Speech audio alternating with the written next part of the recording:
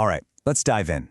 Today, we're going to break down a really critical choice you have to make in tech: how you actually deploy your applications.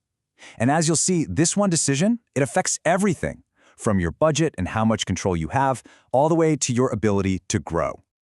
So picture this. That app you poured your heart into just got a massive shout out on a huge news site. The downloads are going through the roof. I mean, this is the dream, right? But in the background, if your servers can't keep up with that traffic, the nightmare is just beginning. And that right there is exactly why understanding cloud deployment models is so important.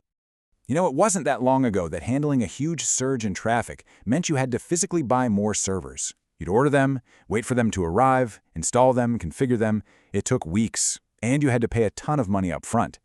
The cloud just flipped that whole script. Instead of owning hardware, you rent it. Instead of waiting for weeks, you get what you need instantly. It's a huge shift from spending big chunks of capital to a more flexible, pay-as-you-go operational cost. And honestly, that changed everything. Okay, so we know the cloud is the solution. But what's the first big question you have to answer? Well, it's all about your deployment model. And at its heart, it's actually pretty simple. It really just comes down to two things. Where is your cloud infrastructure going to live? And who gets to use it? Now, to get a little more formal for a second, the National Institute of Standards and Technology, you'll hear them called NIST, they define it as the architectural environment for your cloud. Think of it like the blueprint for your house. It's the foundation for your entire application, which is why picking the right one is absolutely mission critical. And you've got options. There are basically four main flavors or models to pick from: public, private, hybrid, and one you might not hear about as much, the community cloud. Each one is built for a different job. So let's break them down, starting with the one you probably know best. First up, the public cloud. When most people just say the cloud, 9 times out of 10, this is what they're talking about. It's the engine that powers so much of the internet as we know it today. The key phrases here are open use and shared. The best analogy is a giant apartment building. A provider, like Amazon Web Services, owns and manages the entire building. And then thousands of different companies, the tenants, each rent their own secure private apartment inside. It's super efficient, it's incredibly scalable, and you only pay for the apartment space you're actually using. So this model is perfect for that viral app scenario we just talked about. It's also great for development and testing new ideas because you don't have to buy a bunch of expensive hardware up front. And because of its massive size, it's ideal for things like big data processing, where you need a ton of computing power, but maybe just for a few hours. To make this super concrete, think about services like Amazon EC2. Those are the scalable virtual servers that run your code. And then you've got Amazon S3, which gives you practically infinite storage for files, images, you name it. These are really the foundational building blocks of the public cloud. All right, let's switch gears and look at a model that's all about exclusivity and control, the private cloud. So, if the public cloud is that huge apartment building, the private cloud is your own single-family house. It's infrastructure that is 100% dedicated to you and only you.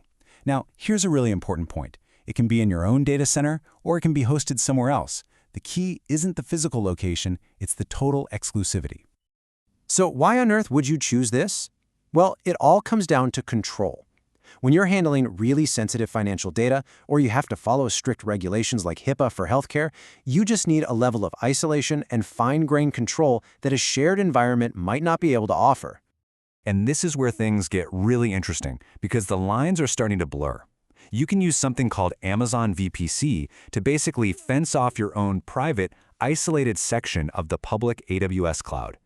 Or you can take it a step further with AWS Outposts, which is, and I mean this literally, a rack of AWS servers that they deliver to your data center. This is a total game changer because it lets you keep your data physically on site while using the exact same cloud tools you're used to. It's a private cloud, but with an AWS engine. Which leads us perfectly into our third flavor, the one that really tries to give you the best of both worlds, the hybrid cloud. You see that phrase in the official definition, bound together? That's everything. This isn't just about using a private cloud and a public cloud. It's about creating a single, seamless, integrated environment where your apps and your data can move back and forth between them. And this model unlocks some incredibly powerful strategies. Cloud bursting is the classic one. You run your normal everyday operations in your private cloud, but when that huge traffic spike hits, you automatically burst out and use the public cloud for that extra capacity. It's also fantastic for disaster recovery or for moving to the cloud one piece at a time. So how do you actually bind these two worlds together? Well, you use services like AWS Direct Connect, which is a dedicated fiber optic line from your data center straight to AWS. Or you can set up a secure VPN tunnel. This is the plumbing, the bridge, that makes the whole hybrid cloud concept a reality. Okay, let's talk about our final and most specialized model, the community cloud. Think of this one as a semi-private cloud built for a specific club. It's shared infrastructure, sure, but it's only shared among a select group of organizations that all have something in common, maybe the same security needs or the same mission. It is definitely not open to the general public. This model is built for collaboration. Imagine a handful of universities that all need to share and analyze massive research datasets. Or maybe a group of government agencies that need to work together in a super secure environment that's custom-built for their specific regulations. The absolute perfect real-world example of this is AWS GovCloud. It's a completely separate, isolated region of AWS that was built from the ground up to meet the intense security and compliance demands of the US government. It is, by its very definition, a community cloud.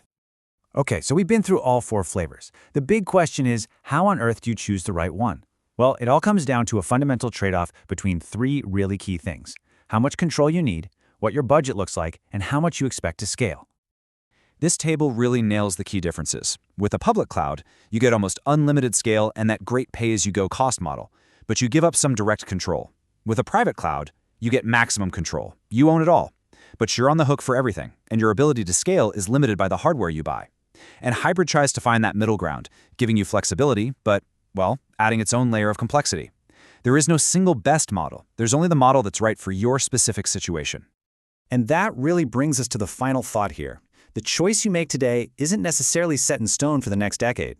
The fact that hybrid and even multi-cloud strategies are becoming so popular proves that the future is all about flexibility. So the real question isn't just, which model is right for me today? It's, is my strategy agile enough to change and adapt as my needs and technology itself continue to evolve?